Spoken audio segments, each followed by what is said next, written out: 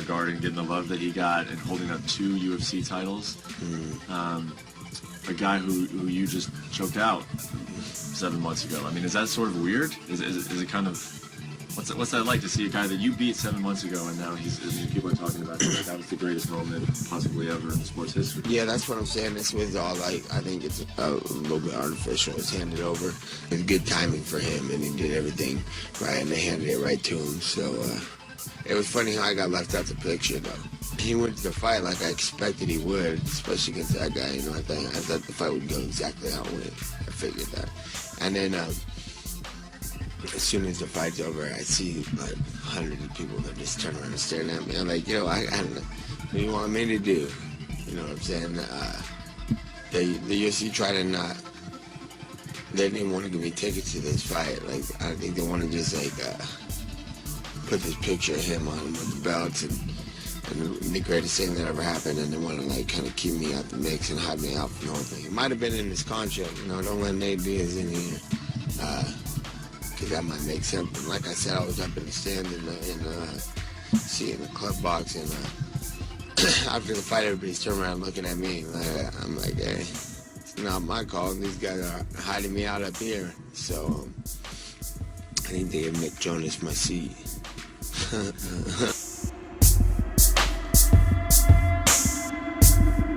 I know what happened in the fight with me and him the last time, and he knows what happened, and people know what happened. People may question me is like, hey, when are you gonna fight number 3? Do you want number 3? Do you want number 3? I'm like, of course, if I want to do anything, that's what I wanted. What's the 3rd fight? I'm not begging for no fight. It's all good with me. I don't need to fight anybody. I don't need to do this interview. I'm being blown up all week by everybody for interviews. What is my take on the fight? And I don't want to even do interviews or be a part of any of this and bash the guy, because you can't do nothing but like everybody can't do nothing but hate on the guy for doing this thing.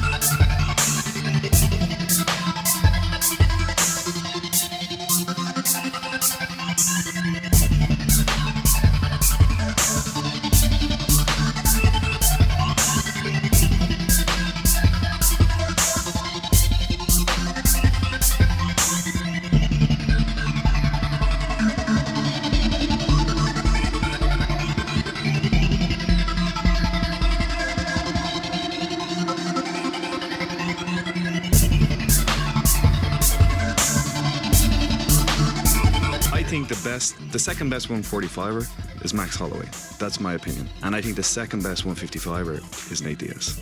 I think Nate would beat either Tony or Khabib. I think he really turned a corner with the Michael Johnson fight. I think we saw a new version of him, and then he looked, obviously, I think he looked fantastic in both Conor's fights. Conor just bested him. But that's my opinion. That's who I think the 2 best guys are. Now, I understand Khabib is the #1 contender, and it's probably going to be him if that's how the company works. But for me, interest-wise, the Nate fight would interest me greater because of that. If it's Tony, if it's Khabib, great. They're two fantastic fighters. A lot to learn in the preparation for them, and both will be extremely interesting fights for me to watch. Problems to solve, and to see Conor being beating both of them, and how he did it will be very interesting for me. But I do think Nate would, not comfortably, but be quite a bit better than either of them.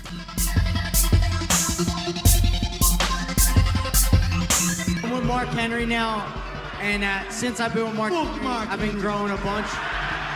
Yeah, I think Conor too, man. It's like, you know, like you just cannot teach somebody, you know, how to swing like that. I mean, it takes hips, it takes a certain shoulder, it takes a flick of the wrist, you know, it takes you know, to turn your foot. There's so many tiny mechanics. Like, you know, what it takes to make an eyeball work is the same thing that it takes to make the perfect swing. You know, like Babe Ruth, you know, I just compare Conor, you know, his swing to Babe Ruth, man. And, you know, I always watch tape of it, but to be that close and watch it was a whole nother thing. You know, so the only thing I could really, it comes along, you know, once in a lifetime or once every 100 years or whatnot. And, you know, I think God has just blessed him with, you know, a swing that I'll probably never see again. And, you know, before this fight, I would highly doubt, you know, him fighting Mayweather. But, man, I think this dude can figure out Mayweather. I'm not even Really? In a boxing match, Conor McGregor could beat Floyd Mayweather. I don't know, and like, if it went far, but I could easily see him knocking anybody out, man. Because, like I said, it's like a Babe Ruth swing, man. It's like, you know, there's so many little things that need to make it work. Like, just even if you lean a little forward too much, or you don't turn your hips at the exact time, or, you know, also too his range. Like, he knows his range so well. Like, a punch could be an inch from his, less than that. It could be a centimeter from his face, and he won't put his head back at times because he knows it's not going to hit. So, you know, when you pull, a lot of times he'll slide back his head and come. But if you don't slide back your head, the punch comes even faster. And there's times he won't even slip back his head because he knows it's not going to hit him. And not even that, I could even go even farther. Like, just, you know, like that last 4-punch combination, you throw on Eddie to know where his head was going to be on all 4 moves. Like, he just knows way ahead of time where you're going to be. Like, so many things, so many different things to go into what he's doing. To having, you know, his eyes are so focused, and to just knowing where somebody's head is going to be, or tricking somebody where the head's going to be, setting it up with your feet. You know, what he does is just incredible.